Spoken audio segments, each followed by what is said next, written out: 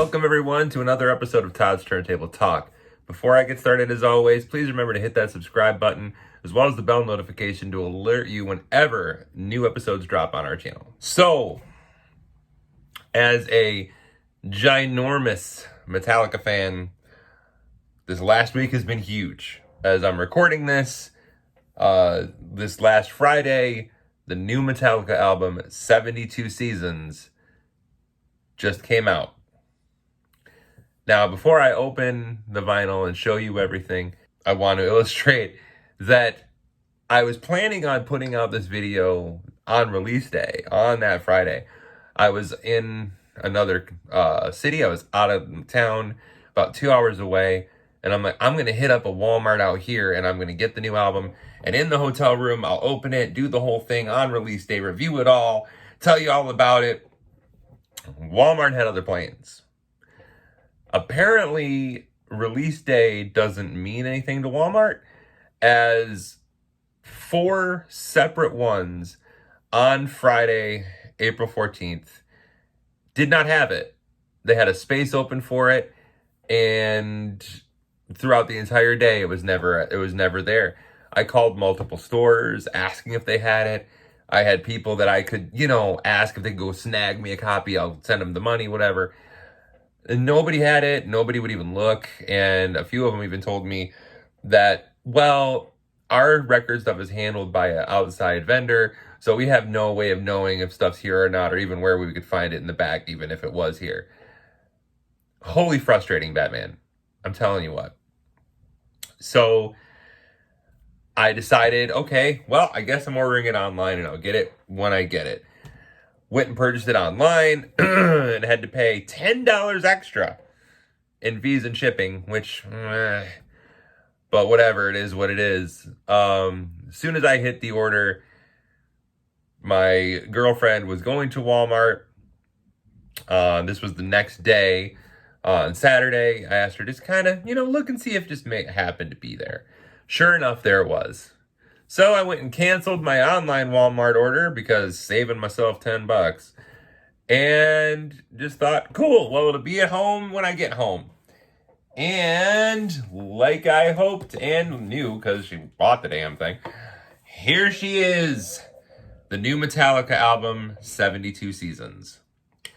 Now, I normally go for indie record stores when possible, but I absolutely did not like the look of the indie record store version of this album. As you can see, the album artwork is all black and yellow. The whole thing, from front to back, black and yellow everywhere. Indie record store version, the vinyl disc itself, is purple. Doesn't really go with the color scheme. Target has their own version that's, of course, red. And then there's the flat black standard you can get. Metallica Fan Club had a yellow with black splatter that I really wanted to get, but it sold out super fast. And they had a smoky black, which was really cool, that had I not been able to get this one, I probably would have got that one. But this one, the Target exclusive, it's Never Mellow Yellow, black, yellow and black swirl. So there's a picture kind of what it's supposed to look like, which we'll see what it looks like when we open it, because what's really fun about stuff like that, no 2 records are the same. So if 3 people each get this same one, and they're all going to be yellow and black, but it's going to look different, which I always thought was really cool. So let's tear the old plastic off this and have a look inside. Now, the only thing I will say is, like I've said in previous episodes, I don't care about cellophane on the records. A lot of people will keep them on there to preserve the hype sticker.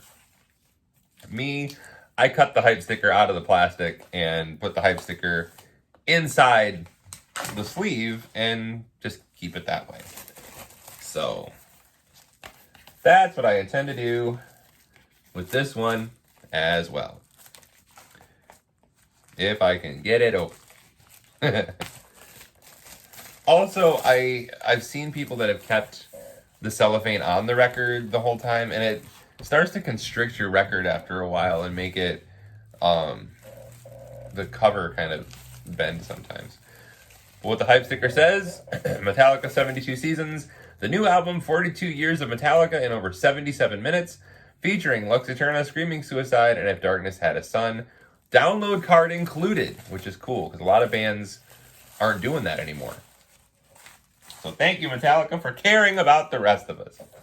So here we have this beautiful, simple, very cool cover. The back here. This is not a good child, whoever did all this stuff to their bedroom. I'll tell you what. So we're going to open it up. Oh, man. Very, very cool. So we got the 72, and we got Lars and James inside them. Now I'll pull out one side at a time. So disc 1, we got James on one side, and on the other, Kirk Hammett. You can interchange them, I'm assuming. That's why they did that. Kind of fun. So let's see what this record looks like, shall we? Oh, man. That is super cool.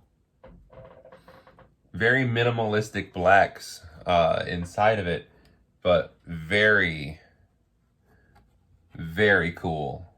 Love that. And of course, it's on their blackened record label. Metallica now owns their own record pressing plant. They bought Furnace, which is the plant that used to press all their stuff, and their records sold so well that they just bought the plant. And now they can print everybody else's too. And the inside is yellow, so if you take the stuff out, the 72 shines through even more. But yeah, Metallica joining the likes of Jack White, having their own label, or having their own plant, is very cool. All right, record 2, we got an insert as well. I said there's a download, but I do not see it. Oh, it's really trapped in there.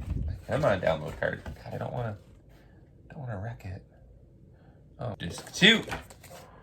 We got Lars on one side, Robert on the other.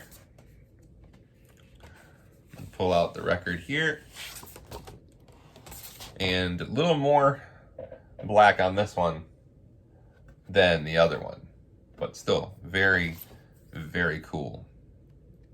And then we have the insert.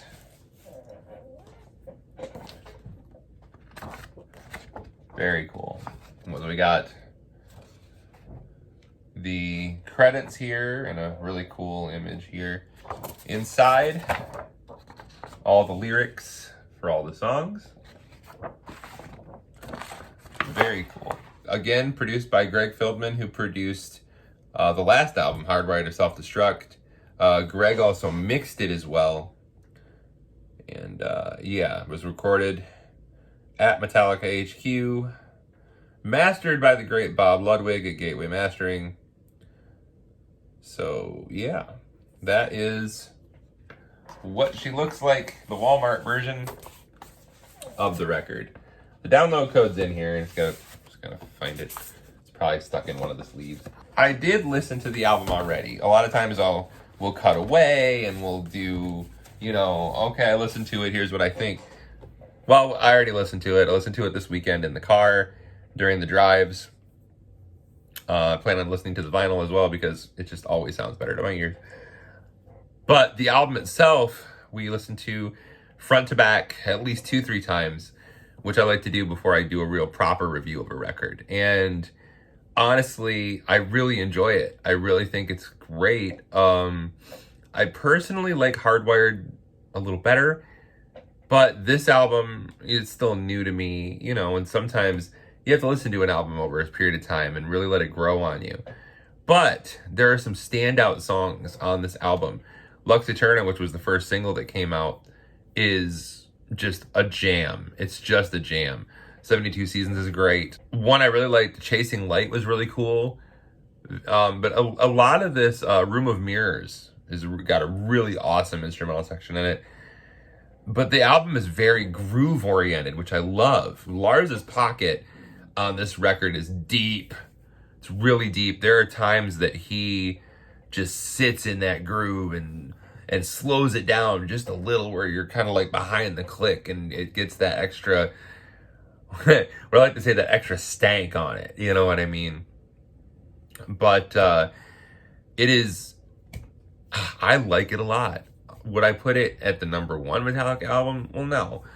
But that's all subjective, and I don't get into rating albums anymore because what one person may love, one person may not, and to put a rating on a record anymore, on an album, even my mind will change. I did a review once in this channel, if you remember, of Billie Eilish is Happier Than Ever, and gave it a certain review.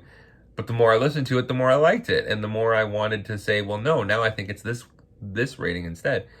So instead, I just give my impressions on the album. Now, a lot of people have said that a lot of the songs sound similar, that not all of them are completely stark different from each other, which I agree with. But being that this is a concept album also, which I forgot to mention, I think it might be on purpose. I'm not sure, but it could be on purpose, being that it's a concept album. And when you look it up, and I'll show you here online, a quote from James Hetfield, which I just pulled from the Wikipedia page because it was quicker. James says, 72 seasons, the first 18 years of our lives that form our true or false selves.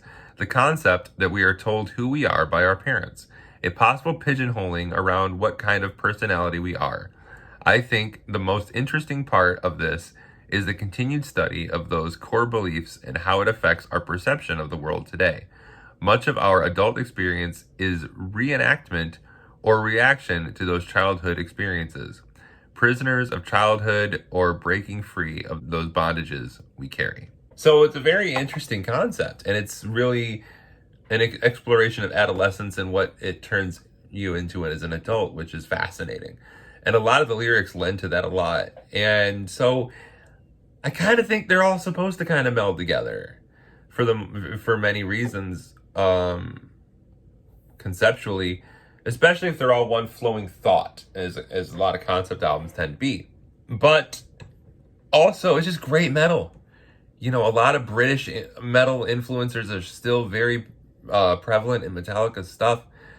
And I just dig the album. I think it's great. If you're a Metallica fan, you're going to enjoy it.